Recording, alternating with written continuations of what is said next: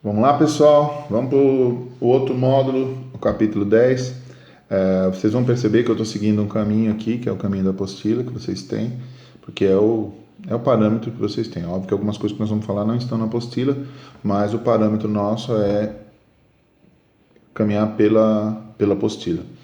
Nós vamos falar agora mais especificamente do cenário religioso brasileiro, né? O Brasil, como eu disse no capítulo anterior, é um país que a Constituição respeita todo tipo de religião, credo, culto, né? E isso tem que ser muito claro, não podemos esquecer desse detalhe, né? Que o nosso país é laico, não privilegia nenhuma religião pela Constituição, ok? Então, no Brasil existe uma dinâmica muito particular, muito específica. No Brasil acontecem umas coisas que são muito difíceis de explicar, por exemplo, o sincretismo religioso. Há algumas explicações para isso, né? Por exemplo, o Salvador é o lugar onde tem mais negros no Brasil, 63,5% aproximadamente, 65% da população de Salvador é negra, né? Então, é o lugar que tem mais negros no país, proporcionalmente. Porque, obviamente, tem um porquê isso acontecer. Foi onde vieram mais escravos no período da colonização e da escravidão. Mas o que aconteceu ali? Os padres católicos perceberam que se eles não fizessem um acordo, isso não ia acontecer. Por quê? Ali há é muito forte desde o início da Constituição do Brasil enquanto país, são matrizes africanas, né? É muito forte o candomblé, a umbanda. Então, os escravos, para fugir, né, da perseguição religiosa, eles inventaram nomes, né, para disfarçar e conseguir cultuar os seus deuses, que vinham de um processo ali já da África. Teve algumas adaptações para o Brasil, mas basicamente essa força veio da África, né? E aí acabou que houve meio que um acordo, né? Houve um acordo entre as religiões cristãs para que as festas fossem feitas na mesma proporção. E foi isso que aconteceu. Até hoje lá, por exemplo, a festa do Nosso Senhor do Bonfim é uma mistura de catolicismo e matrizes africanas, né? E isso é muito aceito. É uma das coisas mais difíceis de acontecer o sincretismo religioso, quando duas ou mais religiões se respeitam, se aceitam e andam juntas. Isso não é muito comum, é muito difícil. Mas há uma tendência também a achar que no Brasil nós falamos muito de algumas religiões mais dominantes, digamos assim, que têm maior quantidade de fiéis. Mas nós temos aqui uma pluralidade religiosa fantástica. Nós temos de de todas as religiões. Nós precisamos tentar avaliar bem todos esses grupos religiosos e respeitá-los. Só relembrando, a sociologia ela trata de estudar isso, né? Então vamos tirar algumas dúvidas aqui. Por exemplo, quando nós falamos de uma religião heterogênea, nós estamos falando de uma religião que tem diferentes conceitos. Quando eu falo homogênea, eu estou falando que ela é parecida, é semelhante. Mas, na verdade, um erro que muitos cometem é dizer, não, o importante é que é o mesmo Deus, todo mundo tem essa mesma ideia e tudo mais. O importante é acreditar em Deus. Então, precisa ver de qual Deus nós estamos falando, né? O Deus cristão, o Deus hindu, de qual Deus nós estamos falando? Só na Índia são mais de 4.000 deuses. Então, é difícil você se você vai à China, é Buda, é Siddhartha. Então, é a religião que tem quase a maior parte dos adeptos do mundo. A China é o país mais populoso do mundo. Então, o pessoal lá é adepto ao budismo, não é? E no Brasil nós temos uma diversidade tamanha, né? Nós temos os números do censo aqui, mas por que a gente tem que tomar sempre cuidado ao analisar números quando se fala de religião? Porque nem todas as pessoas professam a sua religião. Nem todas as pessoas. Quando você faz o censo ele é uma aproximação dos números. Eu sempre falo que o IBGE é uma das entidades mais confiáveis do país. É perfeita? Óbvio que não é perfeita. Nenhuma pesquisa é perfeita, certo? Mas tende-se, o objetivo é tentar chegar mais próximo da verdade. No caso, aí nós temos dados aí na apostila de 1980, 91, 2000, 2010. O que nós podemos notar é que a católica vem caindo e as evangélicas vêm crescendo, as protestantes vêm crescendo. Volto a dizer, as religiões protestantes são menos burocráticas para chegar ao fiel. A religião católica é mais burocrática, o fiel tem que ir até a igreja. Isso começa a ter alguma mudança de uns anos para cá, mas ainda assim ela é muito pequena, não é tão verificável. A religião católica já começa a tentar mudar isso, porque ela percebeu que ela teve perda de fiéis, então ela tem que mudar, ok? Mas no Brasil, essencialmente é um país cristão, certo? Mas como que nós vamos abarcar ou tentar avaliar toda a complexidade religiosa do nosso país? O nosso país é um país gigantesco. Nós temos, a grosso modo, como se fosse 27 países diferentes. Temos semelhanças, né? Nós já estudamos a identidade cultural, nós já estudamos por que nós somos brasileiros, nós já estudamos o que nos faz sermos brasileiros, qual que a nossa identidade ela está constantemente em formação. Nós temos a influência de outros países, de outras culturas, né? Nós somos invadidos todos os dias por programações, tanto na televisão, no celular, séries e aquela coisa da influência que o processo de globalização fez, de globalização cultural, que ele acabou influenciando em demasia todos os países. Existem países mais fechados, que têm uma religião como matiz, assim, a maior parte, certo? Por exemplo, só um exemplo aqui, o Irã. O Irã vai contra todos muito contrário aos Estados Unidos, certo? Então, o que um país que é país central, que tem domínio, que tem força política, força econômica, força militar, quer? Se todo mundo pensar como eles, tudo vai ser mais fácil. Os meus produtos vão adentrar aquele país, a minha forma de ver o mundo, os outros países vão se adequar a gente, vão produzir mão de obra barata, como o México faz com os Estados Unidos e o Canadá, no caso do NAFTA. Então, quando um país tem uma forma de pensamento totalitário, facilita. Eu estou dizendo do ponto de vista da globalização econômica. Ou seja, se eu coloco, imponho a minha forma de ver o mundo, facilita nas outras coisas, né? Mas alguns países não entraram nessa, né? Como o Irã, como a Coreia do Norte. Não estou defendendo ditaduras, não. Só estou dizendo que eles têm um pensamento diferente, eles são mais não suscetíveis a esse tipo de pensamento ocidental, digamos assim. Ok? O catolicismo nós já avaliamos, foi a primeira base religiosa brasileira, os primeiros padres que vieram aqui, os jesuítas, né, colaboraram com a colonização, vocês sabem disso, nós já estudamos isso em geografia, o processo de colonização por exploração, a religião nesse particular amaciou um pouco algumas populações, né?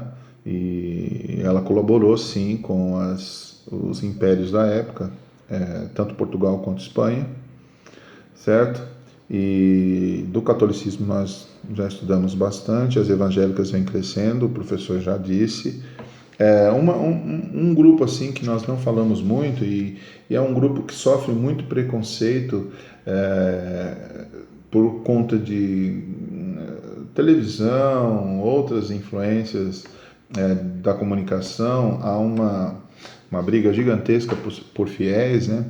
O espiritismo ele sofre muito preconceito porque ele vem de uma matriz africana também, mas ele é completamente diferente, os propósitos são diferentes, tem semelhanças, mas é muito diferente. As pessoas tendem a fazer uma confusão entre Umbanda, Candomblé, Espiritismo, é muito diferente.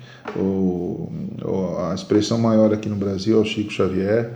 Então é uma religião que as próprias práticas que eu tive a oportunidade de perceber, não tem, por mais que eu divirja de alguns pensamentos assim, da reencarnação, de outras, esse é um processo bem, relembrando aquela base que nós falamos no início. Quando você entra numa religião, você se permite acreditar, você se doutrina, você aceita aquela condição de acreditar naquilo, certo? Mas antes de acreditar ou não, nós precisamos respeitar. Então, nós temos o Espiritismo, nós temos todas as religiões de cunho afro, né, que vem da... há uma coisa que incomoda muito quando você não respeita uma outra religião, é que cada religião tem sua maneira, seu modo de cultuar seus deuses, de ter tanto as suas contribuições, como o dízimo em algumas, como a presença em algumas outras, como a doação, no caso do Espiritismo, que não pode envolver dinheiro. Então, cada religião tem o seu modo muito particular, e às vezes são parecidos, mas uma tende a não respeitar a outra.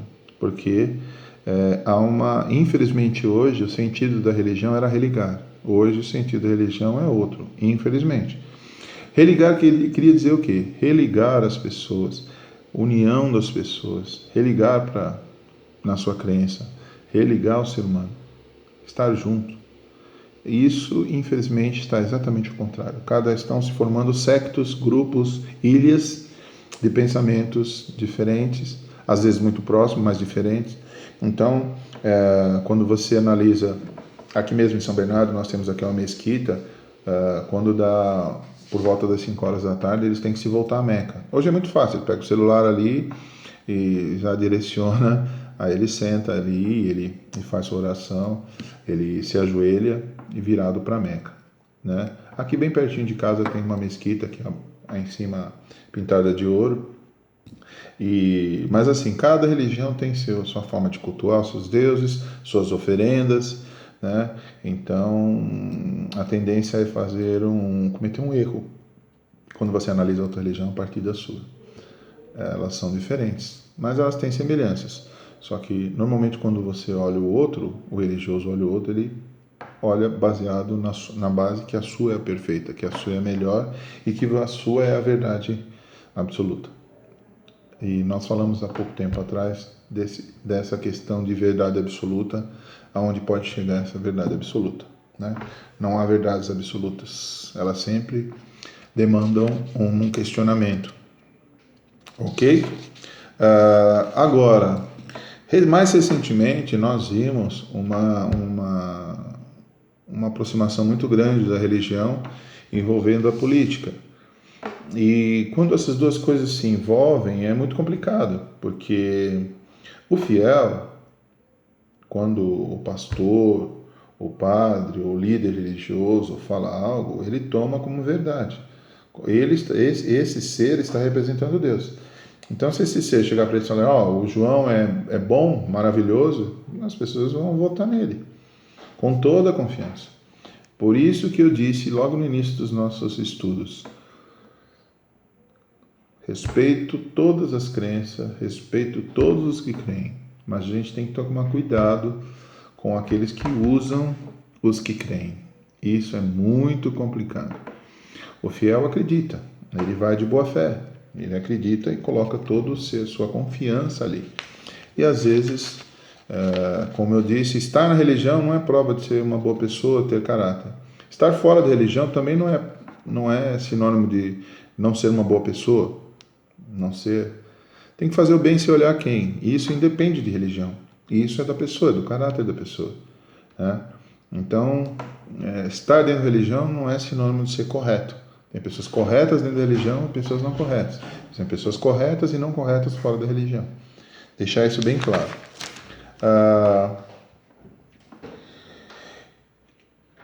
Mas nós não podemos esquecer de um dado aqui muito importante. Como que funciona o público com a religião? Todos têm direito de utilizar um espaço público, todas as religiões. Tá? Eu vou citar um exemplo muito claro aqui. Eu dou aula numa escola há muitos anos, aqui em São Bernardo, uma escola pública, E num determinado sábado, ou melhor, numa reunião que nós tivemos num sábado, fomos lá para decidir sobre a utilização da quadra. E existia um padre lá na comunidade católica, um padre muito que tinha um histórico ali na comunidade de um trabalho com drogados e fazia um trabalho muito bonito, né, que eu respeito muito. E eles, durante um período, nos anos 80, ele teve lá um espaço, nos anos 80 ele teve um espaço, depois esse espaço foi retirado por alguma diretora ou pela Secretaria de Educação, alguma coisa assim. Eles estavam discutindo o que nós achávamos de permitir esse trabalho do padre. Eu não fui contra. Eu acho que a história dele provava que ele tinha um trabalho muito bonito na comunidade. Mas o único questionamento que eu fiz é que se é público, você tem que permitir esse espaço para todos. Certo? Se a nossa Constituição diz que o nosso Estado é laico, não pode haver diferenças entre uma religião ou outra. Então, se o espaço foi permitido para um padre da religião católica, tinha que ser permitido para um padre evangélico, por um representante da Umbanda, do Candomblé, um representante do Espiritismo, e por aí vai. Todas as religiões, judaico e por aí vai. Então, o que o professor está querendo dizer é que os espaços públicos têm que ser democráticos para todas as religiões. Isso nós não podemos esquecer. Um abraço a todos, boa noite, faça os exercícios da apostila, ok? Se tiverem alguma dúvida, amanhã eu vou ficar disponível para vocês das 9 ao meio-dia, o horário ali específico, mas estou disponível para vocês sempre. E como na outra apostila, deixa eu deixar bem claro, porque teve alguns alunos que ficaram um pouco perdidos com esse negócio de síntese, né? O que é a síntese? O que vem a ser a síntese? Ela não precisa ser de 10 páginas. Ela não deve ser de 2 linhas. Uma síntese é o teu entendimento sobre aquilo que você estudou. Então, um bom entendimento pode ter 10 linhas, pode ter 15 linhas, certo? Alguns alunos que querem desenvolver mais a sua forma de análise, sua forma de pensamento, podem colocar mais tempo, ou mais linhas. Aí vai ficar a critério de vocês. Eu vou avaliar a profundidade que vocês alcançaram, que vocês fizeram. Então, nós vamos combinar aqui. Eu vou passar isso para o Haroldo depois. Durante essa semana que entra, vocês vão fazer uma análise desses 2 módulos, desses 2 capítulos que nós falamos. Então, vocês coloquem lá o que realmente vocês entenderam. Procurem usar, como o professor sempre fala, palavras suas. Não é para copiar o que está na apostila, não é para pegar na internet. Essa síntese é sua. Eu não quero ensinar o cara que está lá no computador. Eu sou o professor de vocês. Então, eu só vou poder avaliar como você está crescendo enquanto análise se você me mandar a sua análise com as suas próprias palavras. É isso que eu peço. Quanto mais eu sentir que forem suas palavras e que você se aprofundar mais, obviamente que o professor vai avaliar melhor. Ok? Boa noite, um abraço, saudade de todos vocês. Tchau, tchau.